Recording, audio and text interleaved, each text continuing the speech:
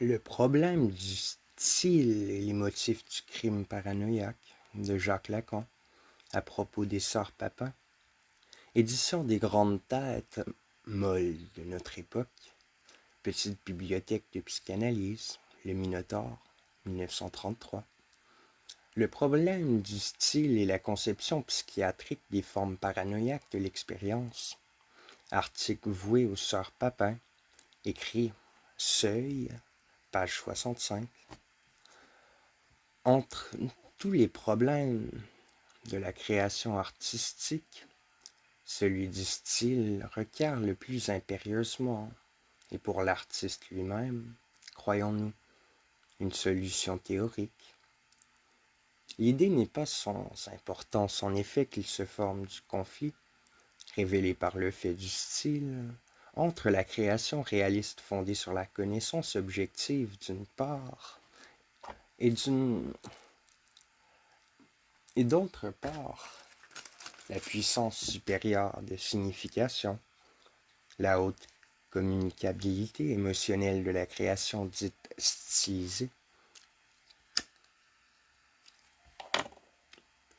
Selon la nature de cette idée, en effet, l'artiste concevra le style comme le fruit d'un choix rationnel, d'un choix éthique, d'un choix arbitraire, ou bien encore d'une nécessité éprouvée dont la spontanéité s'impose contre tout contrôle, ou même qu'il convient d'en dégager par une ascèse négative.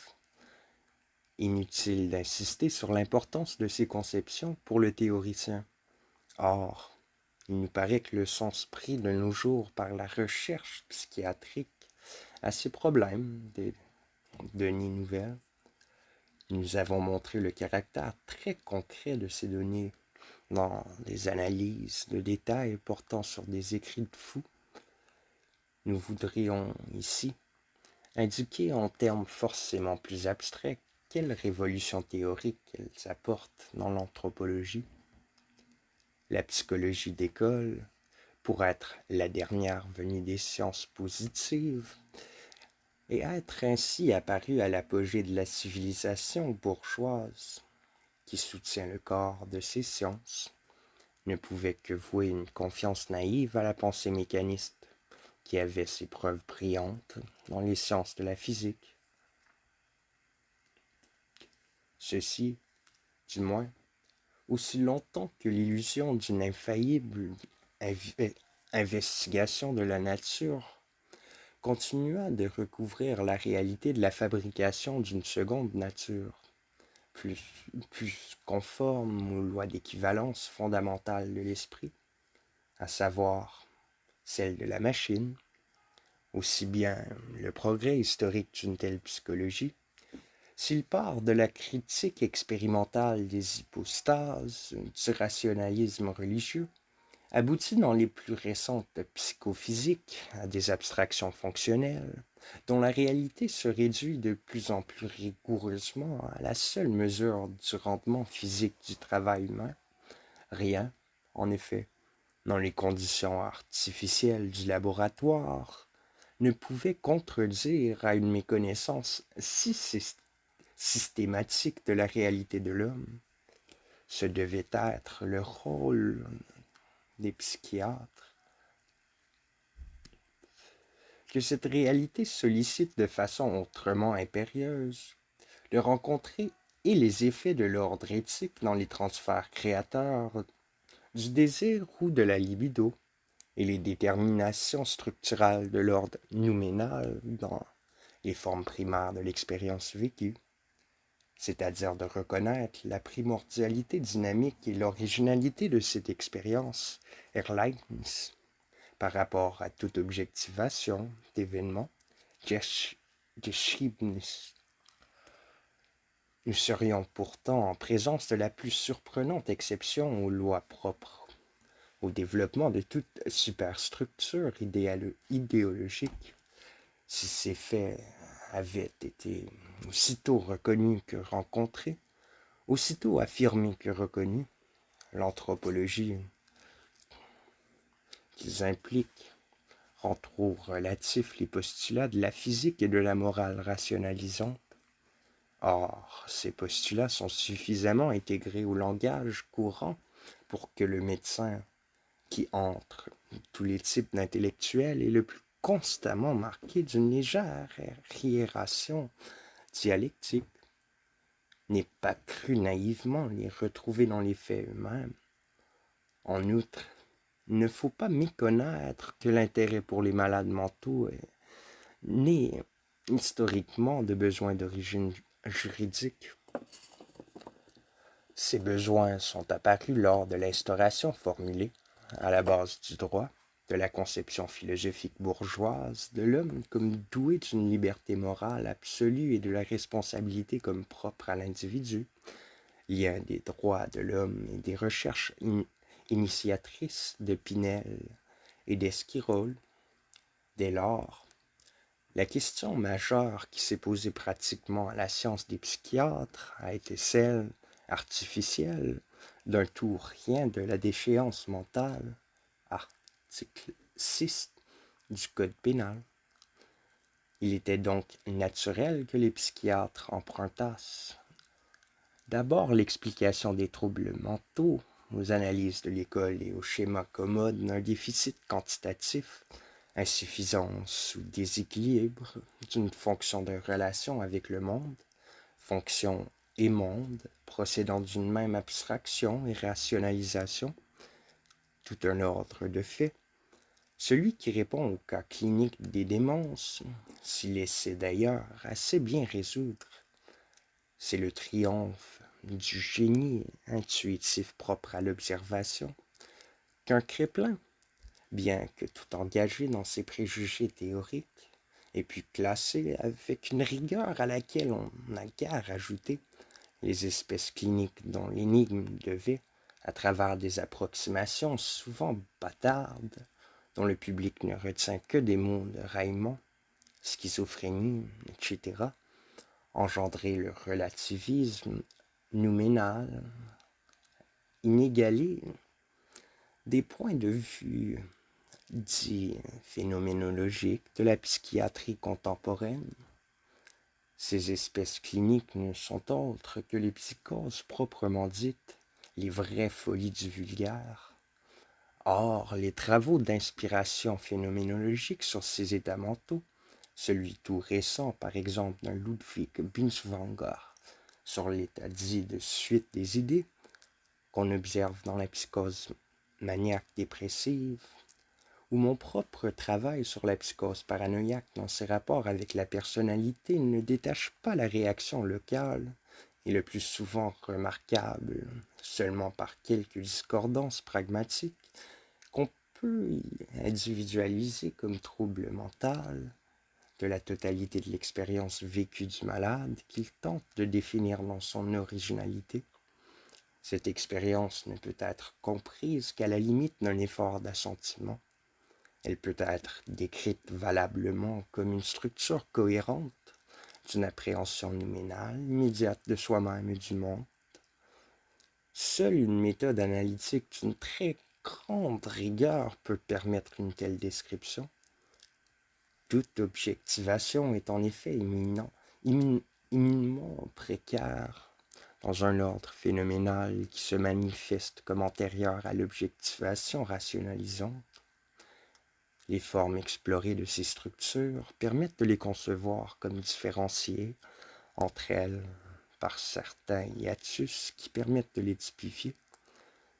Or, certaines de ces formes de l'expérience vécue, dites morbides, se présentent comme particulièrement fécondes en mode d'expression symbolique qui, pour être irrationnels dans leur fondement, n'en sont pas moins pourvus d'une signification intentionnelle imminente et d'une communicabilité intentionnelle très élevée. Elles se rencontrent dans des psychoses que nous avons étudiées particulièrement, en leur conservant leur étiquette ancienne et étymologiquement satisfaisante de paranoïa. Ces psychoses se manifestent cliniquement par un délire de persécution, une une évolution chronique spécifique et des réactions criminelles particulières, faute d'y pouvoir déceler aucun trouble dans le maniement de l'appareil logique et des symboles spatio-temporaux causaux, les auteurs de la lignée classique n'ont pas craint de rapporter paradoxalement tous ces problèmes à une hypertrophie de la fonction raisonnante.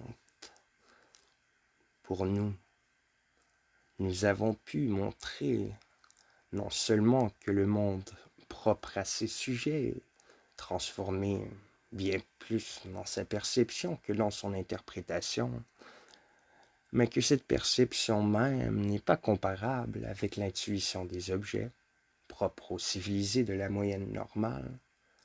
D'une part, en effet, le champ de la perception est empreint chez ces sujets d'un caractère immanent et imminent de signification personnelle, symptôme dit interprétation, et ce caractère est exclusif de cette neutralité affective de l'objet qui exige au moins virtuellement la connaissance rationnelle. D'autre part, l'altération, notable chez eux, des intuitions spatio-temporelles modifie la portée de la conviction de réalité, illusion du souvenir, croyance délirante. Ces traits fondamentaux de l'expérience vécue paranoïaque l'excluent de la délibération éthico-rationnelle et de toute liberté phénoménologiquement définissable dans la création imaginative. Or, nous avons étudié méthodiquement les expressions symboliques de leur expérience que donnent ces sujets. Ce sont d'une part les thèmes idéiques et les actes significatifs de leur délire, d'autre part les productions plastiques et poétiques dont ils sont très féconds. Nous avons pu montrer 1. La signification éminemment humaine de ces symboles, qui n'a d'analogue quant aux thèmes délirants que dans les créations mythiques du folklore, et, quant aux sentiments animateurs des fantaisies, n'est souvent pas inégal à l'inspiration des artistes les plus grands, sentiments de la nature, sentiments idylliques et utopiques de l'humanité, sentiments de revendication antisociale. 2. Nous avons caractérisé dans les symboles une tendance fondamentale que nous avons désignée du terme d'identification itérative de l'objet. Le délire se révèle en effet très fécond en fantasmes de répétition cyclique, de multiplication ubiquiste, de retour périodique sans fin des mêmes événements, en double et triplet des mêmes personnages, parfois en hallucination de dédoublement de la personne du sujet. Ces intuitions sont manifestement parentes de processus très constants de la création poétique et paraissent l'une des conditions de la typification créatrice du style. 3. Mais le point le plus remarquable que nous ayons dégagé des symboles engendrés par la psychose, c'est que leur valeur de réalité n'est en rien diminuée par la genèse qui les exclut de la communauté mentale de la raison. Les délires, en effet, n'ont besoin d'aucune interprétation pour exprimer par leur seul thème, et à merveille, ces complexes instinctifs et sociaux que la psychanalyse a la plus grande peine à mettre au jour chez les névrosés.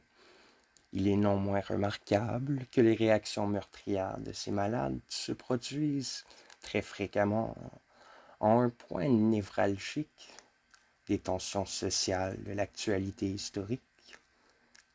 Tous ces traits propres à l'expérience vécue paranoïaque lui laissent une marge de communicabilité humaine où elle a montré, sous d'autres civilisations, toute sa puissance.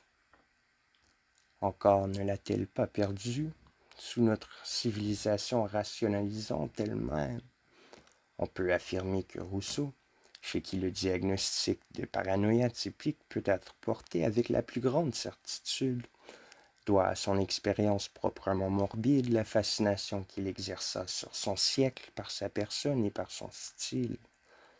Sachant aussi voir que le geste criminel des paranoïaques émeut parfois si loin la sympathie tragique que le siècle, pour se défendre, ne sait plus s'il doit le dépouiller de sa valeur humaine ou bien accabler le coupable sous sa responsabilité.